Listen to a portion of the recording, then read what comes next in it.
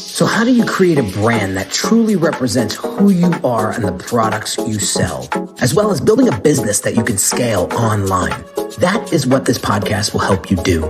My name is Henry Kaminski Jr., and welcome to the Brand Doctor Podcast. Let me just make this statement loud and clear. Jersey's here, Jersey's here.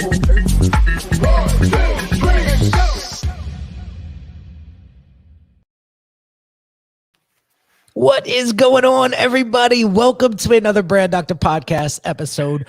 Today's guest, oh my God, we're going to be pissing our pants by the end of this episode. I'm telling you right now. So I met this gentleman on Clubhouse not too long ago. He is a comedian. He's an impersonator. And when he was sharing the stage with me on Clubhouse, I said, I have to have him on our show because he is a master at hooking people's attention. So without further ado, I want to introduce my man, Matt Friend. What's up? How are you? Thanks for having me. Dude, I am so pumped to have you here today. I wish we had more time, but dude, so real quick, let everybody know your backstory. And I told you offline, I said, This is your time to brag and build credibility. Yeah, well, first of all, thanks for having me. So I'm 22 years old. I graduated from NYU in the pandemic. So last year, which is hard to believe, time's flying. I'm from Chicago, grew up right near Second City. So comedy was always on my mind. I was always very obsessed with it. I did my first impression when I was 4 years old and I watched Austin Powers. Somehow my parents let me watch that. That's what got me crazy hooked. And that's what ruined me, so to speak. And then I began doing sort of comedy and impressions at a young age. I would impersonate my teachers, my grandparents, uncles, everyone. I would do a voice, so I became like a parrot. And then it grew into a list of over 250 impressions. I got to NYU, and that's when I really started my career in stand-up and in comedy. I began hosting on HQ Trivia for a little bit, which was a really cool experience that happened when I was a senior in college, and my agent hooked me up with that. And then another exciting thing, Kenan Thompson from Saturday Night Live, the legend, arguably the GOAT.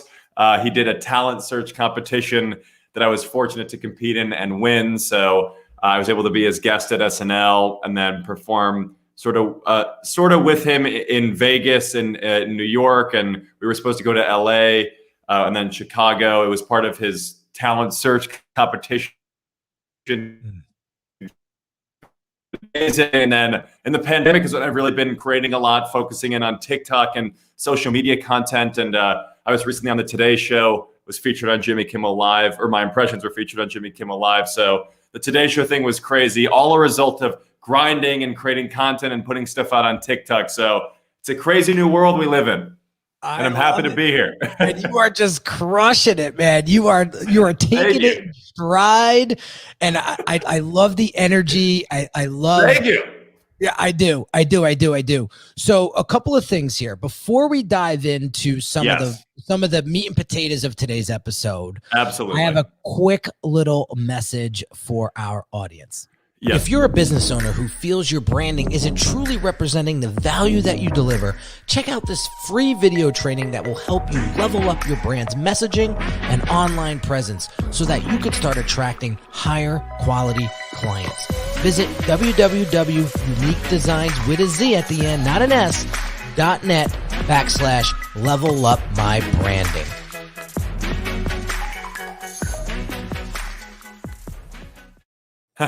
I loved that. That was fantastic. We all have to level up our branding. Yeah. I love it.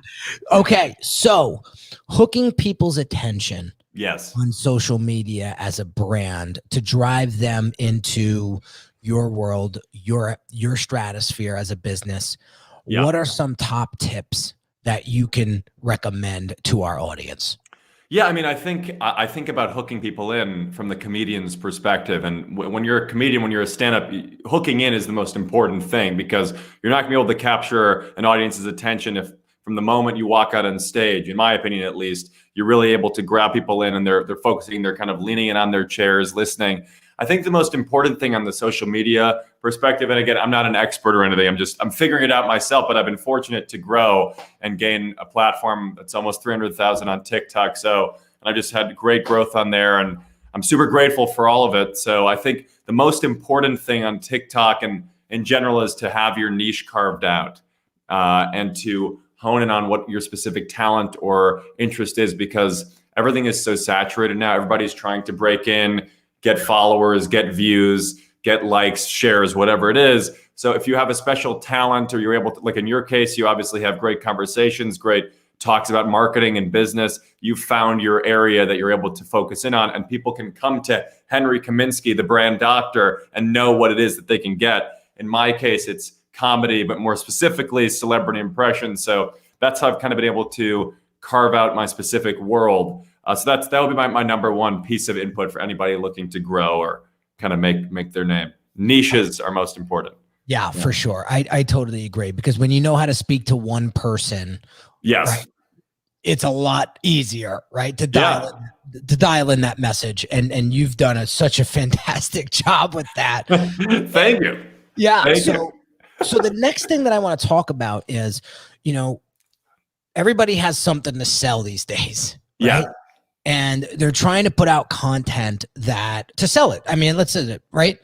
Yeah. But they're forgetting that hook part. Right. Or they're creating that limiting belief, like, oh, this is too clickbaity, or this is too right. What do you say to those people?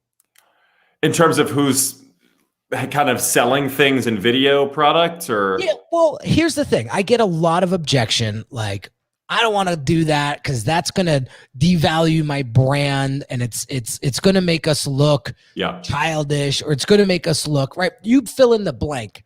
For selling, like, do you mean ad space?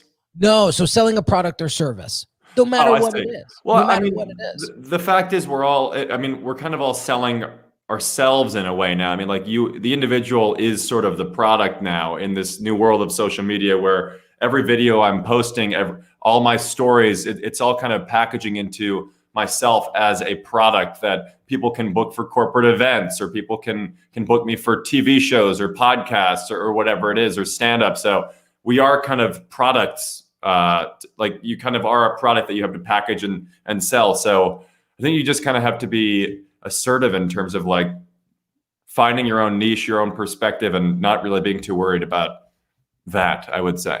I agree, because if you don't have a hook, I don't care if you have the best product or service on the planet.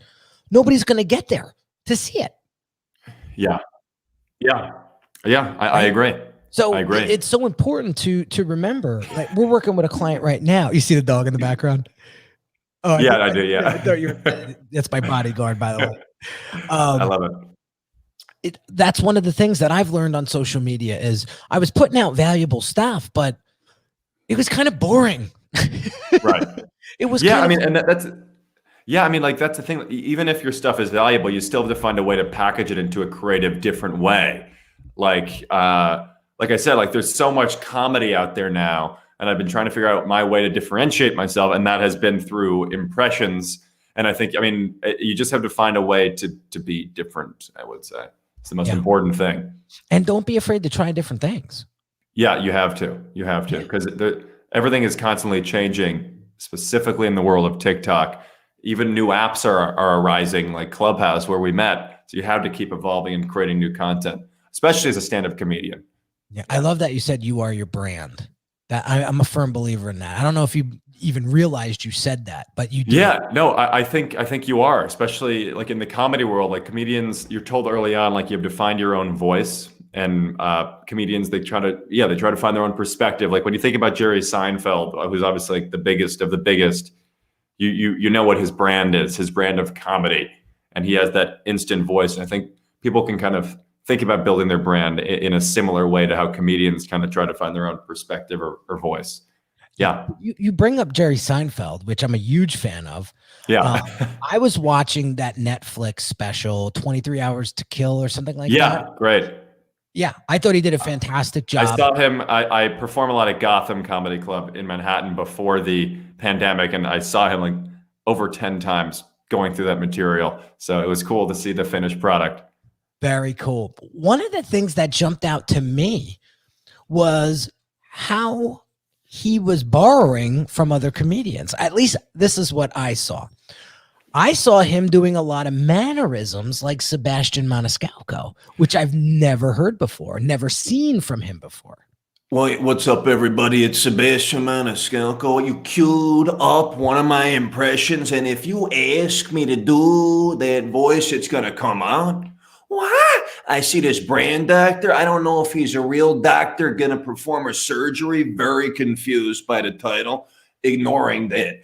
You brought up an impression. I had to do it. It's funny you say that. Oh my God. There is an inherent similarity between me and Jerry. Now, Jerry and Sebastian are very similar, but I do think it's the opposite. I think Sebastian is probably borrowing more of Seinfeld.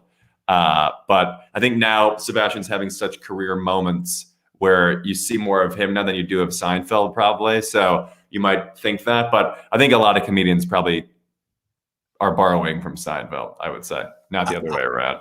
I agree. He's definitely the GOAT in the space.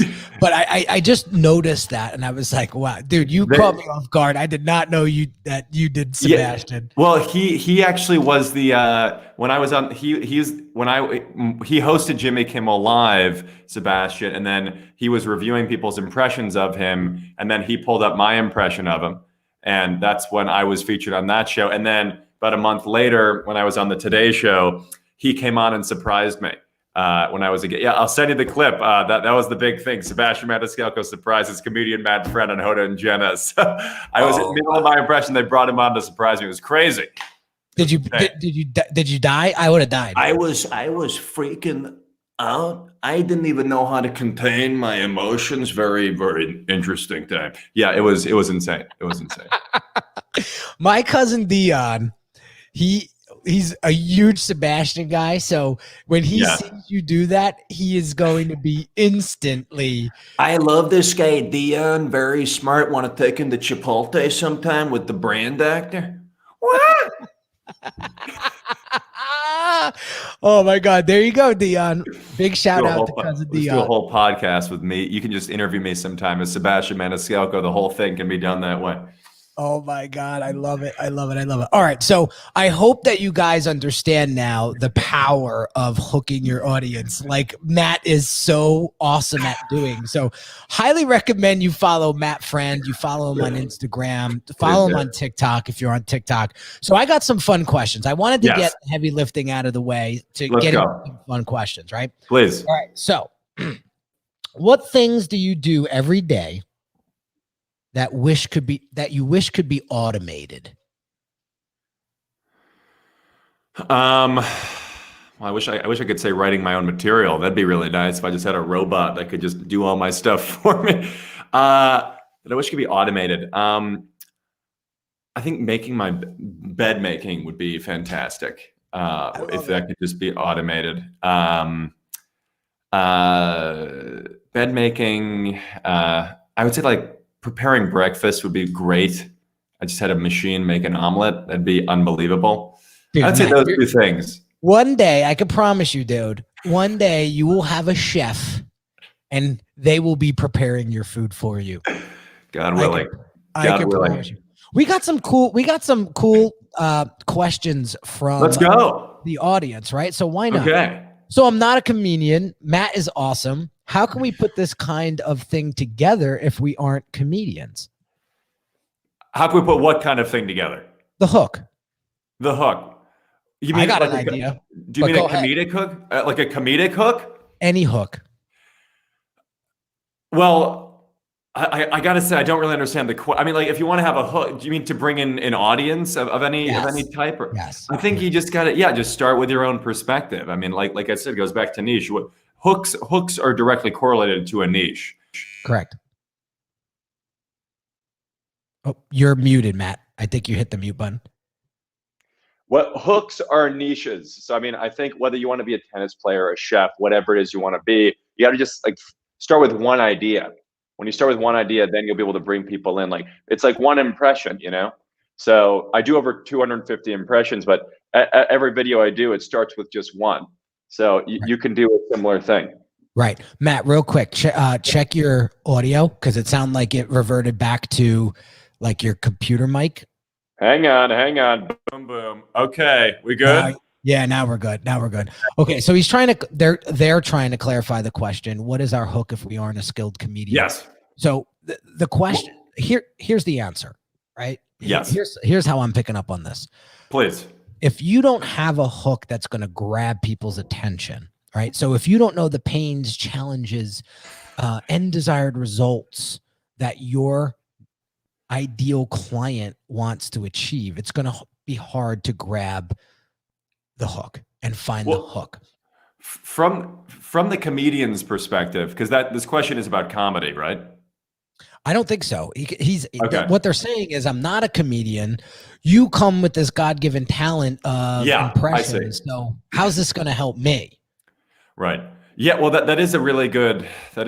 What can I say? I'm lucky. Well, Matt, I'm going to tell them. I'm going to tell them. Tell me. You're the brand doctor. I'm the brand patient. I'm going to say this person needs to hire you and do a 60-second. You need to sit down with this person and map out a hook. And you do it for this person with an impression that may connect with their ideal client, right? Sure. So if I was, let's put this into play. If I was a service provider that handled, let's just say Italian restaurants in northern New Jersey, right? What I could promise you that the Italian community in northern New Jersey knows Sebastian Maniscalco. Yeah. I would hire you to do a 60-second hook, some sort of video. So good to be in New Jersey with my fellow Italians. Feeling good. The brand doctor recommended me. What are we doing? Go ahead. And there's the hook, right? Right. There's the hook. So you don't need to be a comedian. You don't. Right. All you need to figure out is who can help me grab the attention, right? Yeah. It's more fun if you're a comedian, but yeah. Absolutely. Absolutely, right? Absolutely. But that's just one way. There's a company out there called Cameo. Are you familiar? I'm on it. I'm sure you're on it. You should be on it. Yeah. Right? You should be on it. And you can get, Kevin O'Leary to do a 60-second clip for you for you on video, right? Right. So it's there. It's just getting creative with it, right? I agree. It's all about starting. Yeah. Okay. Here's another one. Who would you most like to sit next to on a 10-hour flight and why? Well, like the automatic instinct would be like someone would be like some U.S. president. But in terms of a 10-hour flight, probably Lorne Michaels. Yeah, definitely Lorne Michaels. Who's Lorne Michaels? I don't even know who it is. Creator of Saturday Night Live. Oh, okay. Okay. Yeah. One of the biggest names in entertainment. That's how ignorant I am. No, dude, it's totally fine. Probably him. Definitely him. And why him? He one of my biggest inspirations, but he definitely holds the key to my largest dreams in life. I would say SNL is the goal, the dream. I would also just want to ask him because he's overseen and be able to work with like but I mean the vast majority of great comedic minds and influences throughout the past, like since the whenever SNL was created, like the 70s. It'd just be amazing to chat with him, and maybe I'd work at a little audition sitting next to him on the plane. But maybe him, I would say. That's a really good question. What impression would you do in front of him? Right. So I might bring out the Howard Stern, okay? Because when you do shows like this, right, you got to just get very low. Because the Howard Stern, he probably knows him. And I'd say, Lorne, sitting next to you on this plane, I got to just do a full-on interview. Robin's sitting behind me, right? And doing this voice is crazy. It's a lot of fun. And then I'd do a little John Oliver. Are you kidding me? I mean, this is absurd. Thank you very much. Tonight on the show is an incredible discussion between the brand doctor and Matthew Friend. It's incredible. Then I would probably switch it over. I'd do a little Paul Giamatti. Oh, yes! Paul Giamatti is feeling very good. Indeed. What more can I say? Then I'd switch it over. I'd do a little Trump. Well, it's great. There's a lot of people. You have to shut your mouth. There's a lot of people that are on this plane. They're asking great questions. And what I can tell you is that I haven't been on such a nasty plane since I left Air Force One. Okay, there was a lot of bad things there. We saw a lot of bad people. And then I would switch it over. I'd do a little Obama. Well, hello, everybody. Lauren, it is good to be sitting next to you on this plane. I could go for 10 hours. You have to stop me. It's crazy. I love it, dude. So here's another question from the audience that I want to share with you. So does Matt think strategically about the hook versus where it goes next? How might we have a strategy for progressing the hook to the next step? Yeah. I think there's no point necessarily in having a hook if you don't have an idea of what you're going to follow up the hook with. Same with a comedy. I love these comedy analogies. I mean, you can't just have an opening line and then walk off the stage. You need to have more material. So yeah, I do. I mean, it's good. I think it's good to be planning, figuring out, like, if you're a hook in this case would be like selling a product. So, if just because I have one funny TikTok video, which might be a hook to lure someone into, say, book me for a corporate event, for example, I'm not gonna be able to just do one 60-second video of performing out that TikTok to a corporate audience. I'd have to have an additional 20 minutes of material. So yes, it's about constantly creating and writing and coming up with more content. And I think you can deploy that tactic into whatever it is that you do in your career, I would say. Great answer. Yeah, having that funnel flow, knowing where the buck stops, where you want them to get to. Yeah, and I think it gets back to the question, what I could have automated every day. It's what I do every day. I mean, which is constantly creating new content, constantly writing new material. And like Jerry Seinfeld, bringing it back to him, he had this thing called the X calendar. And I think you can deploy this into whatever it is that you do, where he had a calendar and every day he would write, he would put an X on the calendar, and he said, don't break the chain. So it was like a series of X's, and every time he missed a day or didn't write, the chain of X's would break. And that can be a great tactic for consistency. You can visually see every time you stray away. I love it. So that leads us to the next question, which is, how far do you plan out your content?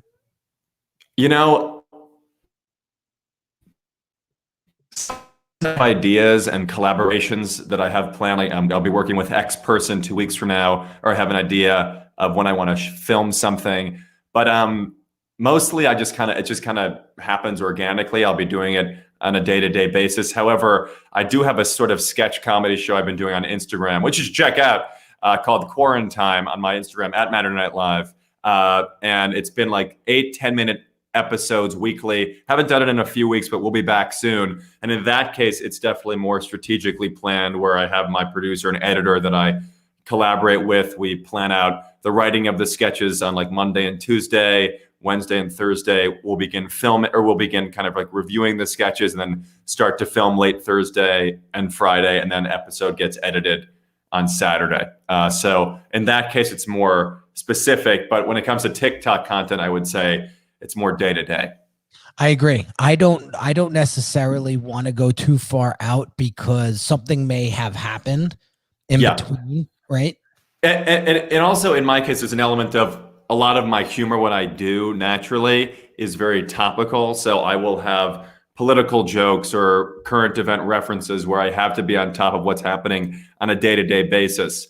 So like when you look at a late night show like the Colberts of the world or the Seth Meyers's of the world, you can't plan necessarily. Like, you can plan individual games or sketch ideas, but I know this is more specific to my field, but it's very day to day, I would say. Yeah, I think that's smart. You don't want unless you can predict the news, and then in that case, then you should go do something else, because that's fantastic. You have that ability. I love it. So we're about to wrap up. So let's go with one more question. Please. What's something weird that you recommend everyone try at least once? Can you imagine if I was like, join Parlor? No, I'm kidding. I would say, do not do that. Something weird? Everybody try once.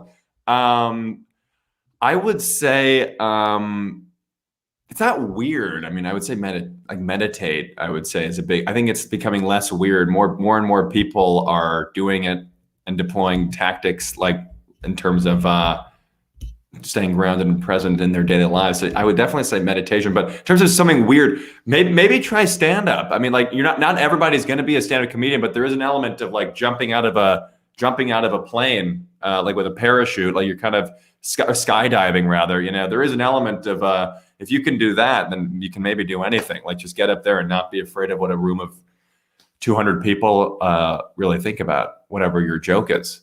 Dude, maybe try it out. That's powerful. And to back that up, as a supplement is like improv. Improv is, you'll learn a lot about yourself when improv is one thing. I mean, there's the group mentality, but I think there is something more of like a stronger mentality doing, like when you're up there alone on the stage, it's kind of like a warrior battle like mentality. Oh, so yeah. It's like you versus a whole room of people. So that's huge. Yeah, it is. Matt, what a pleasure.